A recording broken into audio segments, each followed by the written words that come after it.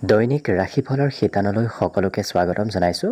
24 June সোমবাৰৰ দিনটো আপোনালোকৰ কেনেদৰে পাৰ হ'ব সেই বিষয়ে জনাইছোঁ।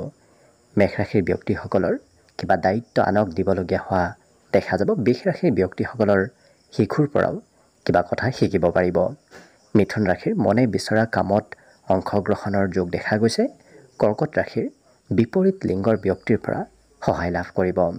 সিংহ ৰাশিৰ ব্যক্তিসকলে প্ৰয়োজনতকৈ বেছি খৰচ কৰা দেখা যাব। কন্যা ৰাশিৰ ব্যক্তিসকলৰ স্বভাৱত কিছু বিনম্ৰতা আহিব। তুলা ৰাশিৰ সামাজিক ক্ষেত্ৰত অংশগ্ৰহণৰ সম্ভাৱনা প্ৰবল আছে।